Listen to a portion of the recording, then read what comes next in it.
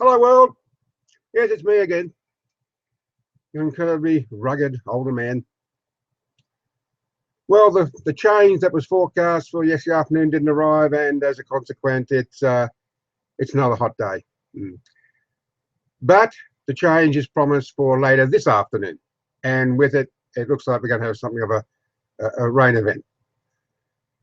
That's all right, because the gardens are in need of a little bit of water.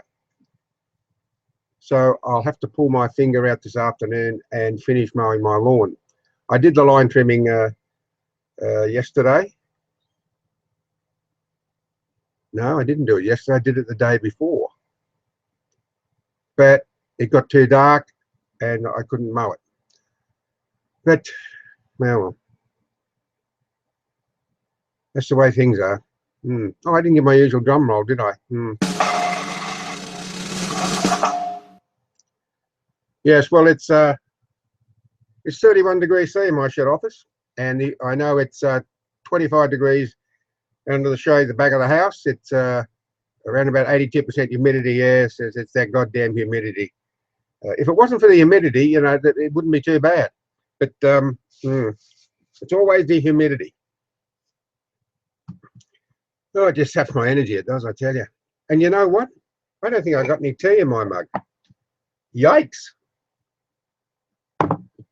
It's all but empty.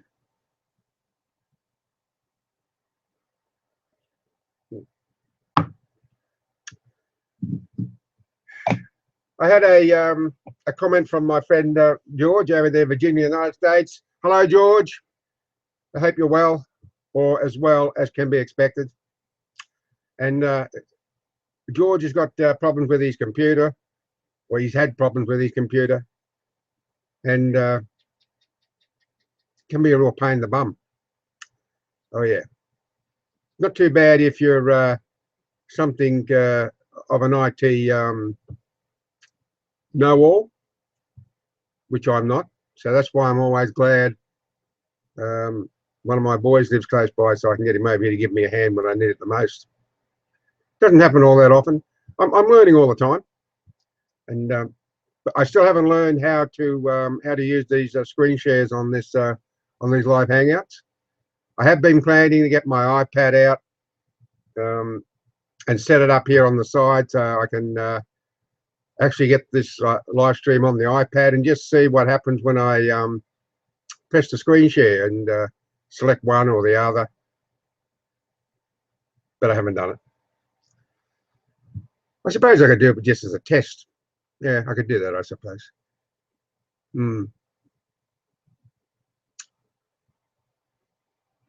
I put a comment on Facebook yesterday afternoon that I'd come to the decision to delete my Facebook page, my profile page, which is the only page I have now, on Monday, April 20. And I just wanted to see what sort of reaction I got. And I did hear from a couple of Facebook friends. One has pleaded for me not to do so, but I don't know. I don't know. I'll see how I feel on Monday, because I really feel I'm wasting my time on Facebook. I really do. I said in yesterday's broadcast that for the past 6 weeks, you know, I've shared my YouTube uploads as I always have on Facebook, but I have not had one view in 6 weeks. So yeah, that's very disheartening. And but that's not the main reason that I decided to call it quits on Facebook. It all goes back to last year when I started a dedicated Facebook page because I was concerned about the ever-increasing amount of cyberbullying, especially on social media. And because I was on Facebook, I thought I would target Facebook by starting up this this page as a petition where a like was a signature. And I called it BAH, B-A-H, petition against bullying, abuse and harassment. And I boosted the post. I boosted posts, and I must have spent a couple $100 boosting posts to get the word out there. And in 3, maybe 4 months, I got a total of 34 views, or 34 likes. And at the same time, there was an Antifur petition going around on Facebook, and they'd amassed 250,000. 250,000 likes. Well, that spoke volumes to me. It just told me that, as it seemed to me, that people cared more about little furry animals than they did about children, about kids. I don't think that's true, but that's the way it seemed to me. I was absolutely disgusted with the response. Yeah. And see, the problem is here, and it's probably the same worldwide, but here in Australia, you know, we have a very loud anti this, anti that. And they're always going on about how could you shoot cute, cuddly, furry little animals? Well, like this Antifur brigade on Facebook. Pardon me. They used a fox as an avatar. Yeah, fox. No, I'll agree. To see a fox in the wild, especially during the winter with its winter coat, it's a beautiful creature. But it's a feral pest.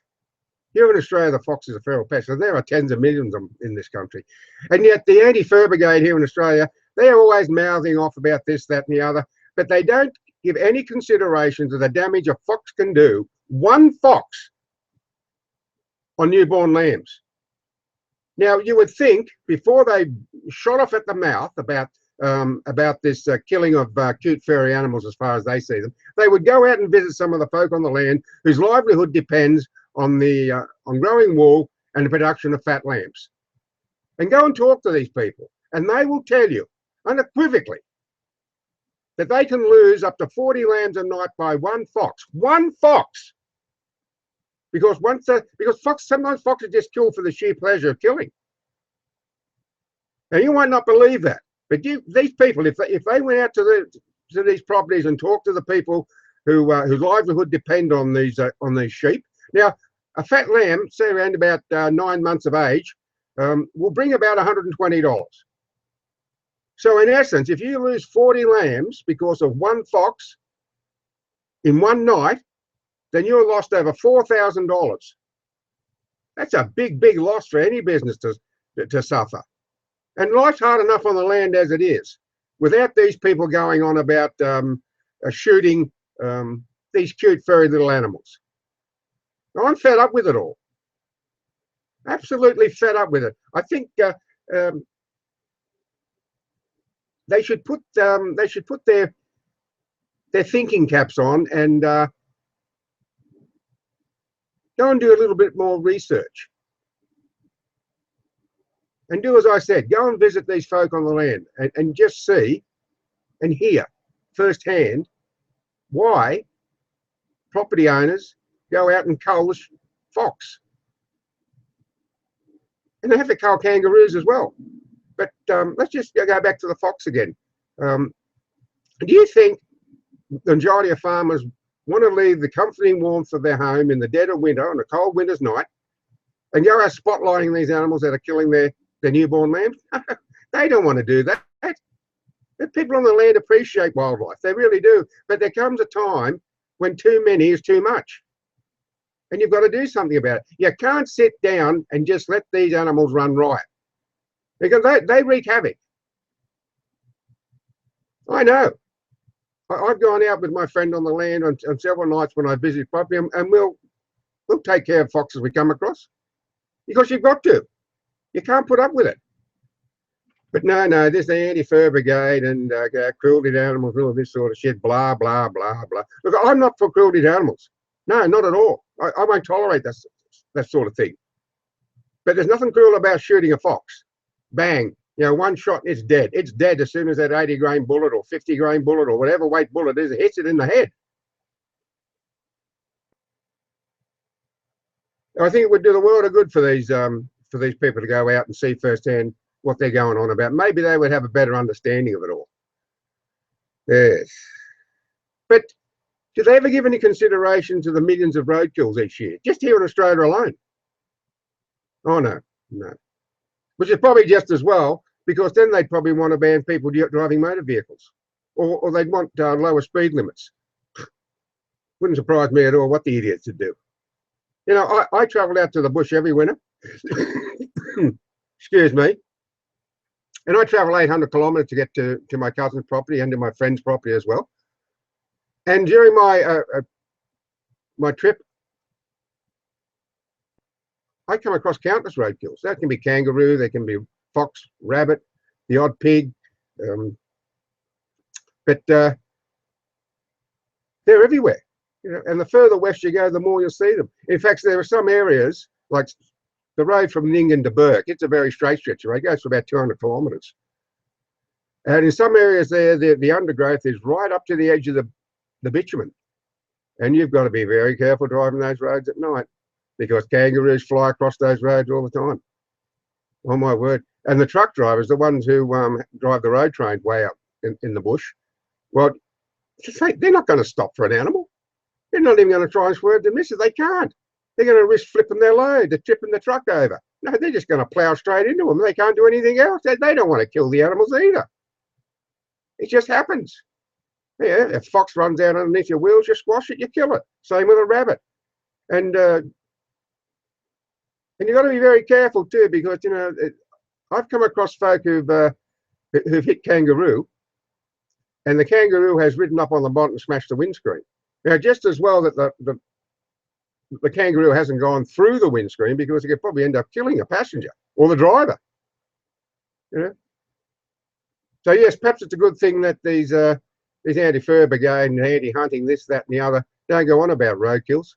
God knows what they'd ask from the government then. And you know, the trouble is that the government listens to these people. These are a minority group, yet they have a big voice. And that's what really pisses me off with the greater majority of people, is that they're so, oh, I nearly said a bad word then. I don't like to swear on while I'm online. I rarely swear if any of my video uploads. But you know, then now I've lost my train of thought. What was I saying? Yes, the government listens to them. Yet the greater majority of people are so apathetic. They just won't pull together. And you know, people power can be very powerful. It can be. We had excuse me. Many years ago, there was plans to dam the Franklin River in Tasmania, and the people got together en masse, and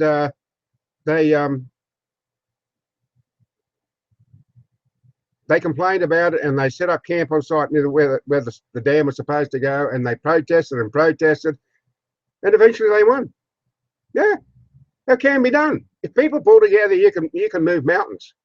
You absolutely can. But people are so apathetic these days that they need a cracker up their backsides to get them off their backsides. They really do. Oh, they whinge about this, that, and the other, but not prepared to do anything about it. I am. I'm prepared to do things about it, like I did on Facebook. Well, what did I get?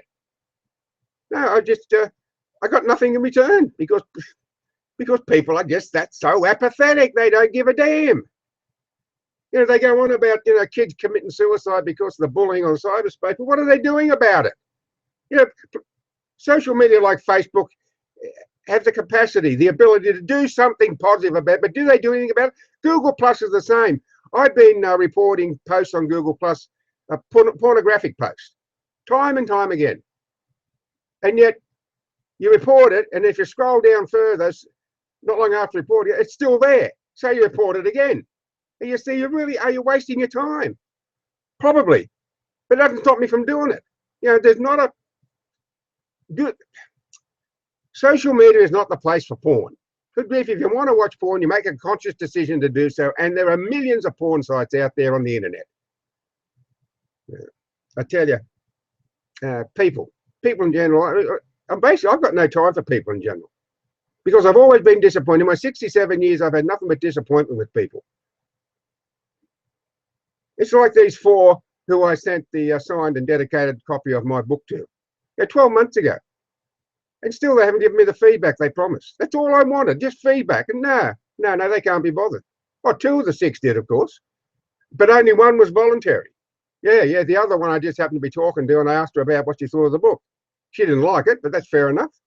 But that's what reading's all about. You know, you must have an opinion when you finish reading a book. You liked it, you didn't, you loved it, you hated it, or you're in 2 minds. But these other 4, they've totally ignored me.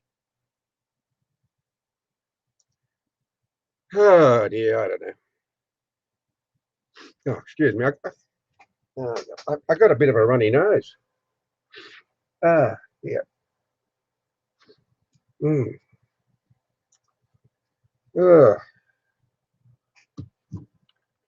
and I got no tea. Looks like I'd have a drink of water instead. I just had a cheese sandwich and it's left a rather bad taste in my mouth. I don't think there's anything wrong with the cheese, but I don't know, it's left a bit of a, I don't know, a dry, cheesy taste in my mouth.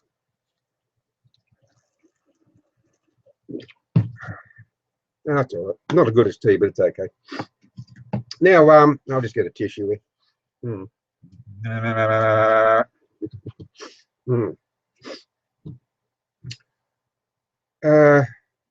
Oh yes, and I just by chance I happened to have the TV on this morning.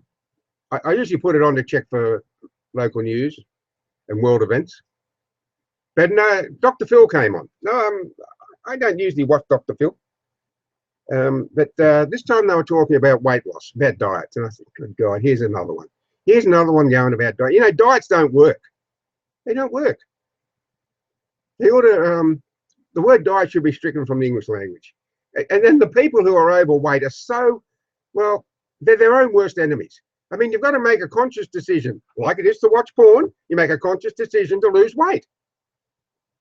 All right, and if someone calls you a fat ass or they call you a fat slob or whatever, and you're lazy, all right, it hurts. But instead of wallowing in your own self-pity, you've got to do something about it. Now only you can do something about it. If you want to lose weight, make the conscious decision to lose weight. It's the same with anything. If you want to stop smoking, you make the conscious decision to stop smoking or drinking or gambling or whatever. You don't blame it on other people, but it's all too easy, isn't it, in this day and age, for people to put the onus on others. Happens all the time. They won't accept responsibility for their own actions or for the state they're in. They would rather just go along as they are because it's easy. You know, it's easy. You know, they can keep eating all these wrong foods. They can, you know, they can consume 4 times as many calories a day as they need to because they're so used to it and it's easy. Bad habits are easy to continue with. And trying to make change, that's hard, you know, but you have to be dedicated to it. There's no sense saying, okay, I'm going to lose weight. Because if you're not dedicated to losing weight, you'll fail. Simple as that.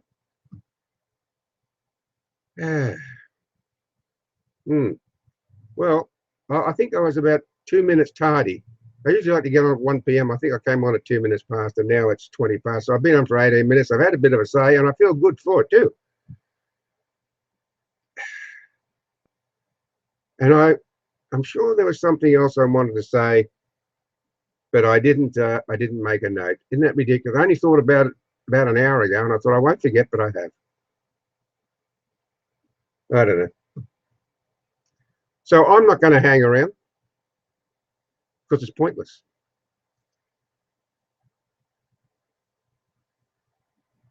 I didn't even get around yesterday afternoon to doing a little bit extra with my metal sculpture, my from scrap to an abstract work of art, because it's too hot. Yeah, when I weld, I've got to have my apron on and my helmet on and gloves on and boots on and all this, and it's too warm. So hopefully it will cool down, and this afternoon and maybe tomorrow I can get stuck into doing a few things. I've really been procrastinating of late. I have. It's not usually like me. Once I make up my mind to do something, I get stuck into it straight away, but lately I just haven't felt like it. Oh, and I checked my YouTube channel this morning. I do that every morning just to see how I'm going. I haven't got any more subscribers, still 34. But my views, I'm over 10,000 views now, getting up to 10,200 lifetime views. That's not much, but especially for 186 uploads. But Emphysema Man continues to get views. It's up over 1,600 now, which makes me feel very happy. You know, I'm really gratified by that. So it has me thinking that maybe I should make more longer videos, more in-depth production types of things. But I don't know what I could do. There is a channel on YouTube that I really like. It's called Suspect Sky, and the chap who has that channel, he produces very interesting documentaries. You know, they run for about an hour or so, and I think he has the best channel of its kind on YouTube. Suspect Sky. And sometimes he deals with the UFO phenomenon. Sometimes he deals with the New World Order and so on and so forth. And but the one I watched yesterday was about that very thing, about the New World Order and how the world's richest people are virtually conspiring to have drastic changes in the world, especially the world population. And how easy would it be to do that? How easy would it be for them to have a secret society, say, and make a conscious decision to reduce the population of the world and do it? How easy would it be for them to do it? You wouldn't know.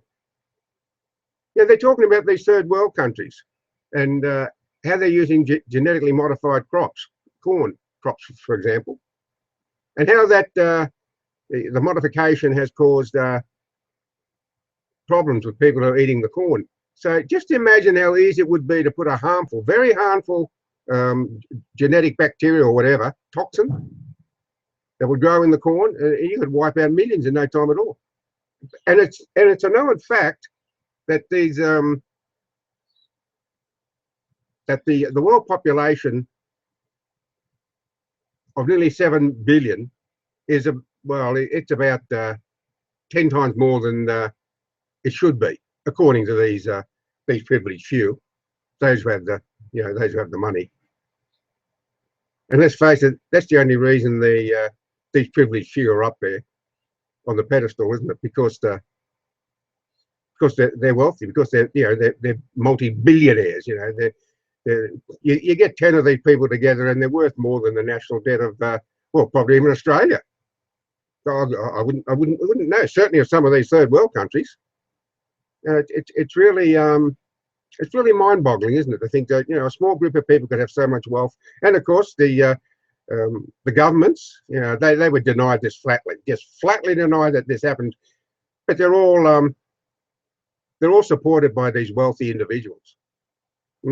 Absolutely. In fact, this documentary yesterday on Suspect Sky, we're talking about the banks in America and so on and so forth. People would say it's a conspiracy theory, maybe. Like they say that 9/11 was a conspiracy of the government. They flew a drone into it, or a missile was fired into the Twin Towers.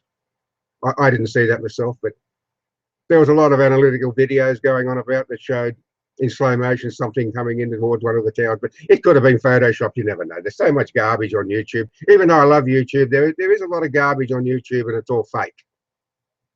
I don't know why people would bother wasting their time, especially when something like the 9/11 disaster. I don't know why they'd bother with something like that.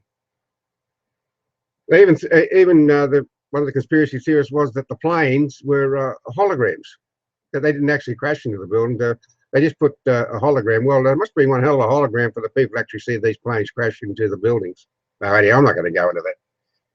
Yes, but this New World Order. Yeah, I think there's a lot of truth to it. I think we are, unless things change dramatically, we are truly heading toward an Orwellian reality. Big Brother's watching you. Big Brother watches enough as it is. But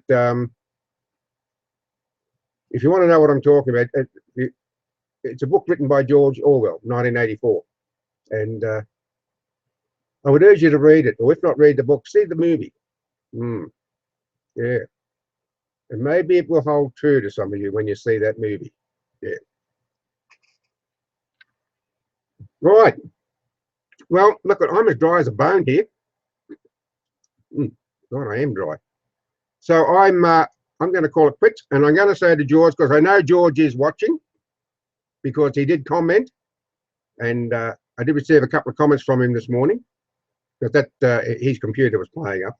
So it's wonderful technology. I've let him down, but isn't that always the way of technology? It's wonderful while it's working, but when it's not, it's a pain in the ass. But I already said that, haven't I? I have, yeah. So anyhow, George, I hope you get your computer up and running properly. He's a pretty smart fella, and I'm sure you'll be able to put it right. Whereas me, I'm a basic complete tyro when it comes to these things on the computers and that. Yeah. Oh, I can do a few things, but when I see my son come down there and fix up a problem I've got, he does it so easy. I'm just amazed. Well, having said that, as he looks out the window, see? I mean, and I look out the door of my shed and I can see the, well, the sky's clear and the sun's beaming down on us and it's got a bite to it. So I'll just put my sunnies on and I'll wander up to the house and I'll nuke a mug of tea. And I've already had my cheese sandwich. I'm sorry I did because it's left a bad taste in my mouth, but I already said that, didn't I? Well, it's just in case you weren't listening. And now it's 1:27 and I've got to go into town. I've got to get some groceries. I don't know if my dearly beloved will be coming home. She's staying with her aunt at the time because her husband is in hospital here in Coffs. He's waiting to get his gallbladder removed. But who knows? Maybe she'll come home. I don't know. But I've got to maintain the status quo while she's away. And George did commented that I should buy her something special when she comes home. And I said, well, I keep the house clean. He said, no, John. No. Now, buy flowers. I don't buy flowers. No, I do buy her jewelry now and then as surprise gifts because she loves jewelry. And I know the jewelry will last her forever. Whereas if you buy flowers, they're greatly overpriced. I think they're greatly overrated and they don't last long. And jewelry's greatly overpriced too. You know, I really don't like buying jewelry because of that, because I think that there's enormous markup on jewelry. But I know it makes her happy, so I'll buy her a bracelet or a necklace or some little ball bling they call it, isn't it? Bling. I don't know. But I always like the look on her face. I love the look on her face when I surprise her with a gift like that. Yeah, I do it now and then. I don't do it all the time, of course. But yeah, so no, flowers, no. No, don't buy flowers. Not when we got a backyard at the moment that's got plenty of flowers in it. And she often brings flowers in from outdoors that she's growing herself. Yeah, that don't cost anything. Anyhow, that's it. I'm going. And I will wish you all a good weekend. You have a good weekend, George. And take it easy, my friend, will you? Go easy on the cigarettes and alcohol, please. No, I'm not patronising you, George. Yeah, do whatever you want to do because life's too friggin' short. It is. Yeah, too friggin' short. So anyhow, I'm going.